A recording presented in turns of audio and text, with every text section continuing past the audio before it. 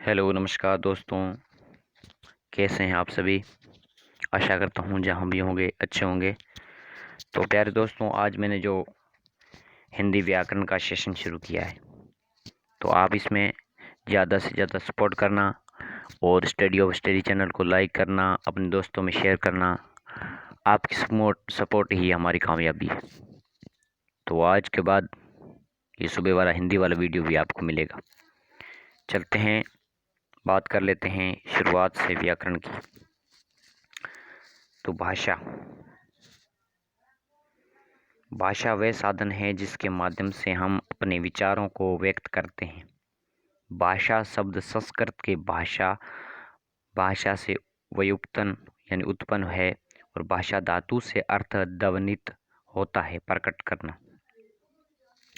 तथ्य की बात की जाए तो ध्वनि भाषा शरीर की सबसे छोटी इकाई है। ध्वनि भाषा की लघुतम और वाक्य शब्द की पूर्ण इकाई है।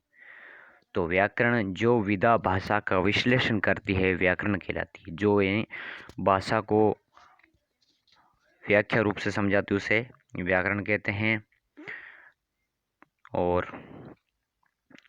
वर्ण विचार, तो ये 3 प्रकार के हैं: वर्ण, शब्द और वाक्य। हिंदी में 44 वर्ण हैं, जिन्हें 2 भागों में बांटा जा सकता है, स्वर और व्यंजन। तो स्वर कितने हैं? स्वर हैं 11 और व्यंजन हैं 33। तो स्वर की बात की जाए तो ऐसी ध्वनियाँ जिनका उच्चारण करने में अन्य किसी ध्वनि की सहायता की आवश्यकता नहीं होती, उन्हें स्वर कहते हैं। स्वर कितने हैं? स्वर होते हैं 11। ए, आ, ई, उ, ए, ऐ, ओ, औ, ऋषि। 2 भागों में बांटा गया है, हाँसव और दीर्घ। तो हाँसव स्वर जिन स्वरों के उच्चारण में अपेक्षाकृत कम समय लगता है, जैसे ए, ई, उ, ऋषि। और दीर्घ मानी बड़ा। दीर्घ स्वर जिन स्वरों को बोलने में अधिक समय लगता है, जैसे आ, ई, उ, ए, ऐ, ओ, औ। और व्यंजन की बात की जाए तो जो ध्वनियाँ स्वरों की सहायता से बोली जाती है उन्हें व्यंजन कहते हैं। व्यंजन कितने होते हैं? स्वर तो होते हैं 11 और व्यंजन होते हैं 33। इन सब की बात की जाए तो ये कुल होते हैं 44। तो इन्हें 5 वर्गों तथा सैप्रश, अंतस्थ, उष्म व्यंजनों में बांटा जा सकता है। सैप्रश 25 हैं सारे कुल मिला के वर्ग। इसको अलग अलग वर्गों में लिखा हुआ है। के वर्ग में जैसे ये के वर्ग के आगे, और चे वर्ग में आगे चे, छे, जे एणे। टे वर्ग में अटे, टे, ठे, डे, एड़े। ते वर्ग में ते, थे, दे, धे, ने। और पे वर्ग में पे, फे, बे, भे, में। ये अंतस्थ कितने हैं? अंतस्थ जो 4 हैं, ये रेलेवे। और उसमें से है। संयुक्ताक्षर। इसके अतिरिक्त हिंदी में 3 संयुक्त व्यंजन भी होते हैं, जैसे अक्षय और के को मिला के क्या बनता है? से। त्रे और ते आधे को मिला के बनता है क्या? रे बनता है, आधा रे। और अज्ञ ज्ञानी और आधे जे से क्या बनता है? अणे। ये एग्जाम में कई बार पूछा जा चुका है। तो हिंदी वर्णमाला में 11 स्वर और 33 व्यंजन। 11 स्वर होते हैं, 33 व्यंजन होते हैं, अर्थात कुल 44 वर्ण हैं तथा 3 संयुक्ताक्षर हैं। वर्णों के उच्चारण स्थान। भाषा को शुद्ध रूप से बोलने और समझने के लिए वर्णों के उच्चारण स्थानों को जाना आवश्यक है। तो ये एक साइड तो दे दिए वर्ण, और एक साइड दे दिए उच्चारण स्थान, वर्ण और ध्वनि का नाम, जो कि शब्द कौन सा शब्द कहाँ से बोला जाता है। नंबर फर्स्ट की बात की जाए तो ए, आ और के वर्ग पूरा। तो ये कंठ कोमल यानी तालु और कंठ और विसर्ग से बोले जाते हैं। नंबर 2 की बात की जाए तो ई और चे वर्ग पूरा, और ये और शे, ये तालु से, जिसे तालव्य कहते हैं। और नंबर 3 की बात की जाए तो ऋषि और टे वर्ग पूरा, और रे और से स्लेटी। ये मूर्धन्य मूर्धा जिसे मूर्धन्य कहते हैं। और नंबर 4 की बात की जाए, आधा ले और ते वर्ग पूरा, ले और से ये दंत हैं जो दांतों से बोले जाते हैं, दंतवे कहते हैं। और 5 नंबर की बात की जाए तो ये है ऊ और छोटा ऊर बड़ा ऊर और पे वर्ग पूरा जो कि होठों द्वारा बोले जाते हैं, इसे कहते हैं ओष्ठ्य। और नंबर 6 की बात की जाए तो अणे और डे, अणे अणे ने ये है नासिका जो कि नाक के अंदर बोले जाते हैं, इसे नासिके कहते हैं और इनके साथ में भी है। और नंबर 7 की बात की जाए, एसेडी ऐसे एनक जिसे कंठ या तालु से बोले जाते हैं, इसे कंठ या तालवे कहते हैं। ओ और औ जो कंठ या ओष्ठ्य यानी कंठ और होठों को मिलाकर बोले जाते हैं, इन्हें कंठोष्ठ्य कहते हैं।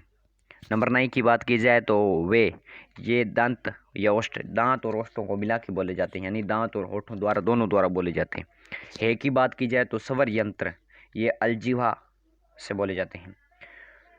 तो आगे बात की जाए तो अनुनासिक ध्वनियों के उच्चारण में वर्ण विशेष का उच्चारण स्थान के साथ साथ नासिका का भी योग रहता है, अतः अनुनासिक वर्णों का उच्चारण स्थान उस वर्ग का उच्चारण स्थान और नासिके होगा। कंठ और नासिके दोनों का उपयोग होता है तो उच्चारण स्थान कंठ नासिका होता है। जैसे उच्चारण की दृष्टि से व्यंजनों का 8 भागों में बांटा जा सकता है। सेप्रेसी जिन व्यंजनों के उच्चारण में फेफड़ों से छोड़ी जाने वाली हवा वाग यंत्र के किसी अवयव का सेप्रेस करती है और फिर बाहर निकलती है, निम्नलिखित व्यंजन सेप्रेसी व्यंजन हैं। जैसे ये दिए हुए हैं आपको, केवल के खे गे आदि आदि अक्षर दिए हुए हैं। और नंबर 2 की बात की जाए तो सैंग्रशी जिन व्यंजनों के उच्चारण में 2 उच्चारण अवयव इतनी निकटता पर आ जाते हैं कि बीच का मार्ग छोटा हो जाता है, तब वायु उनसे ग्रेशन करती यानी टकराती हुई निकलती है, तो ऐसे सैंग्रशी व्यंजन हैं जैसे से और हे जे फे। और नंबर 3 की बात की जाए तो सेप्रेस सैंग्रसी जिन व्यंजनों के उच्चारण में सेप्रेस अपेक्षाकृत अधिक होता है और उच्चारण के बाद वाला भाग सैंग्रसी हो जाता है, तो वह सेप्रेस सैंग्रसी कहलाते हैं, जैसे चे छे जे झे। नासिका की बात की जाए तो नासिके जिनके उच्चारण में हवा का प्रमुख अंश नाक से निकलता है, जैसे णे अणे ने में और ने। पाश रिव करते जिनके उच्चारण में जिह्वा का अगला भाग यानी जबान का अगला भाग मसूड़ों को छूता है और वायु पास आसपास से निकल जाती है, वे पार्श्विक जो होते हैं, जैसे ले। परक पलित जिन व्यंजनों के उच्चारण में जिह्वा को 2 या 3 बार कंपन करना पड़ता है, यानी वो ऊपर नीचे होती, वह परकंपलित कहलाते हैं, जैसे रे जबान को बोलने से जबान थर्राती है। नंबर 7 की बात की जाए तो उत्क्षिप्त जिन उच्चारण में जिह्वा की नोक झटके से नीचे गिरती है, तो वह उत्पक्षित फेंका हुआ ध्वनि कहलाती है, जैसे डे अड़े उत्क्षिप्त ध्वनियाँ हैं। ये उदाहरण के लिए दिए गए। नंबर 8 की बात की जाए तो संघर्षहीन जिन ध्वनियों के उच्चारण में हवा बिना किसी संघर्ष के बाहर निकल जाती है, वह संघर्षहीन ध्वनियाँ कहलाती है, जैसे ये वे।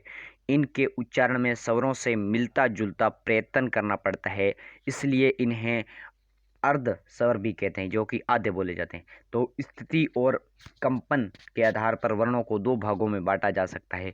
एक तो बांटा जाता है घोष और एक बांटा जाता है अघोष। तो घोष की बात की जाए, घोष का अर्थ है गूंज, जो कि गूंज उठती है, उसे घोष कहते हैं। जिन वर्णों का उच्चारण करते समय गूंज होती है उन्हें घोष वर्ण कहते हैं। व्यंजन वर्गों के चौथे यहाँ पे चौथे लिखा हुआ, चौथे और 5वें व्यंजन ये लिखा हुआ है, जैसे क वर्ग का तीसरा और चौथा पांचवा, तीसरा चौथा पांचवा ये इसके अंदर लिखा हुआ है, जैसे 3 4 5, इसमें सीधा याद किया रखना 345। इसके अतिरिक्त सभी स्वर भी घोष वर्ण होते हैं। अब इसको याद कर लिया जाए तो जिन वर्णों का उच्चारण करते समय गूंज होती है उन्हें घोष वर्ण कहते हैं। व्यंजन वर्गों के तीसरे, चौथे और पांचवें व्यंजन, ये कि सभी वर्ग जो 5 वर्ग दिए हुए हैं उनके 345 सीधा याद करें, तीसरा, चौथा और पांचवा, तो ये सभी बोलने में जैसे इसमें गूंज उत्पन्न होती है तो इन्हें क्या कहते हैं, इन्हें कहते हैं घोष वर्ण। तो इनकी संख्या कितनी है, इनकी संख्या कुल होगी 30। और एक घोष की बात की जाए तो एक घोष उन वर्गों के उच्चारण में प्राण वायु में कंपन नहीं होती है, उन्हें एक घोष वर्ण कहते हैं। व्यंजन वर्गों के पहले और दूसरे व्यंजन तथा शेषलगम, षष्टकोण से सलेटी आदि सभी वर्ण अघोष हैं। इनकी संख्या 13 है। तो ये इसमें क्या दिया हुआ है, इन वर्गों के उच्चारण में प्राणवायु में कंपन नहीं होती है, उन्हें अघोष वर्ण कहते हैं। व्यंजनों के पहले और दूसरे, इसमें सीधा याद करना है 12, पहले और दूसरे व्यंजन, इनकी संख्या 13 होती है। पहले वालों की 30 होती है, इसकी 13 होती है, होगी कुल 43। श्वास वायु के आधार पर वर्णों के दो भेद हैं। तो पहले वर्ण की बात, ये भेद हैं वो हैं, एक तो है अलप प्राण और एक महाप्राण। तो आपने पहले अलप प्राण की बात की जाए तो जिन व्यंजनों के उच्चारण में सांस की मात्रा कम लगानी पड़ती है उन्हें अलप प्राण कहते हैं। वर्गों का पहला, तीसरा और पांचवा, पहला, तीसरा और पांचवा, पहला, तीसरा और पांचवा, उसमें 145, सॉरी इसमें 135 हैं।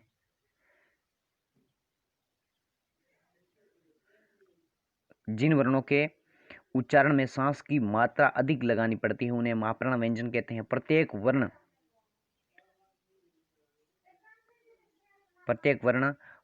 वर्ग का दूसरा और चौथा, इसमें 24 याद करने हैं, महाप्राण कहते हैं। अनुनासिक ध्वनियों के उच्चारण में नाक का सहयोग रहता है। जैसे नाक का सहयोग ऐसे रहता है क्योंकि इसमें इन शब्दों का हम बोलते हैं, इनका उच्चारण करते हैं तो हमारी ये आवाज़ नाक के अंदर से निकलती है, ए, अ, ई, उ। तो प्यारे दोस्तों, कल इससे आगे चलेंगे, अनुवांशिक से आगे चलेंगे। तो प्यारे दोस्तों, हमें ये ज़रूर कमेंट में बताना आपको आज ये हिंदी की क्लास कैसे लगी, और आपको हिंदी का वीडियो रोज़ अपलोड करवाऊँ या बीच में गैप वगैरह देना है, आप ज़रूर कमेंट में बताएं। और स्टडी ऑफ स्टडी चैनल को लाइक करें और अपने प्यारे दोस्तों में शेयर करें, एंड इस चैनल को सब्सक्राइब करें। जो नए दोस्त हैं उन्हें ये इस चैनल के बारे में ज़रूर बताएं। थैंक यू, धन्यवाद, नमस्कार।